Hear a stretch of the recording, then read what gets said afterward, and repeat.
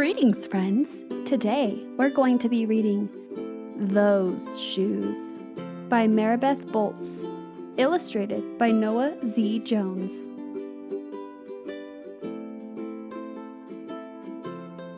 I have dreams about those shoes. Black high tops, 2 white stripes. Grandma, I want them. There's no room for want around here, just need, Grandma says. And what you need are new boots for winter.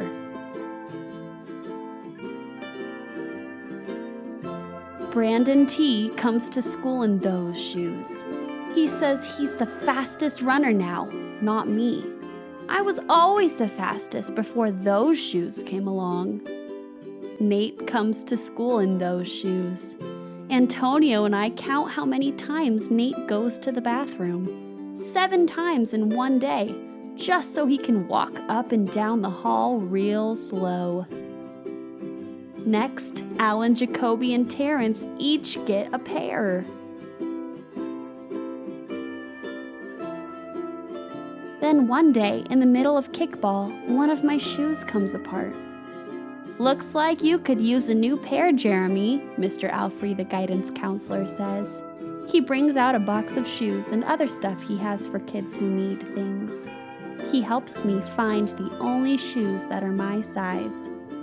Velcro, like the ones my little cousin Marshall wears. They have an animal on them from a cartoon I don't think any kid ever watched.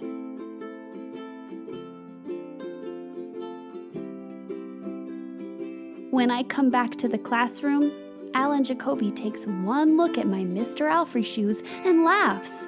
And so do Terrence, Brandon T., and everyone else. The only kid not laughing is Antonio Parker. At home, Grandma says, "How kind of Mr. Alfrey." I nod and turn my back. I'm not going to cry about any dumb shoes.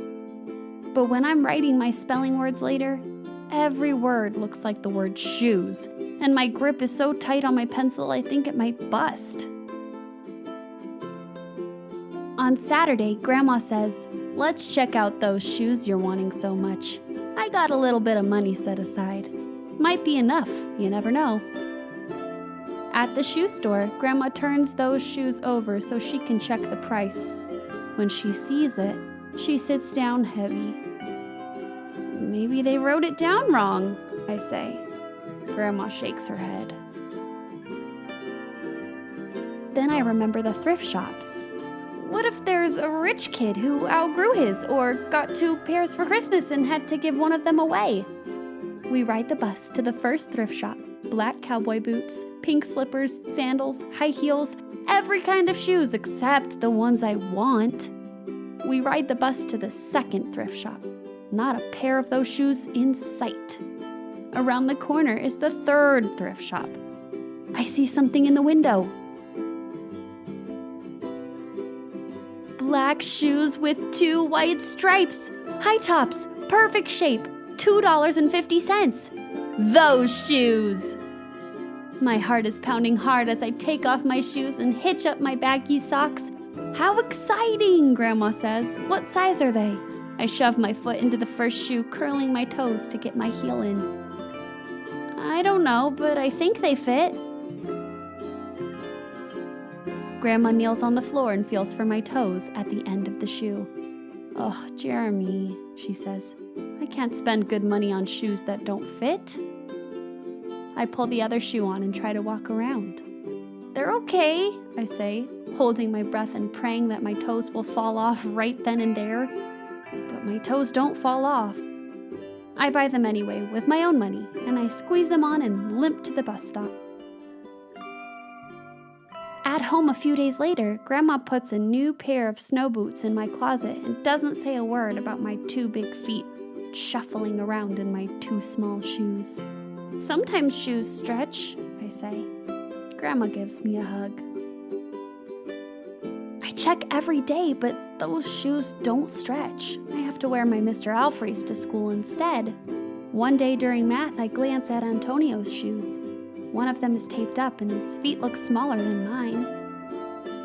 After school, I head to the park to think. Antonio is there, the only kid who didn't laugh at my Mr. Alfrey shoes.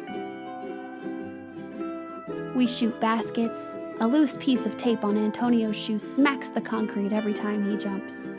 I think, I'm not gonna do it. We leap off the swings. I'm not gonna do it. We race from one end of the playground to the other. I'm not gonna do it, I say. Do what? Antonio says, breathing hard. Grandma calls me for supper and invites Antonio over too. After supper, he spies my shoes. How come you don't wear them? Antonio asks.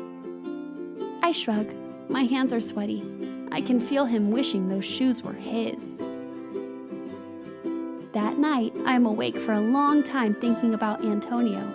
When morning comes, I try on my shoes one last time. Before I can change my mind, the shoes are in my coat. Snow is beginning to fall as I run across the street to Antonio's apartment. I put the shoes in front of his door, push the doorbell, and run.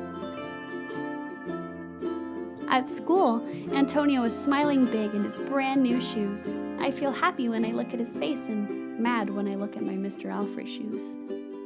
But later, when it's time for recess, something happens. Everywhere there is snow.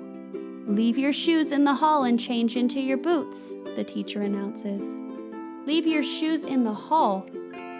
It's then I remember what I have in my backpack. New boots. New black boots that no kid has ever worn before. Standing in line to go to recess, Antonio leans forward and says, "Thanks." I smile and give him a nudge. Let's race! The end. If you liked this reading today, please support the author of this book by buying a copy for your own library. Be sure to like and subscribe and share this video with your friends and family. Bye-bye.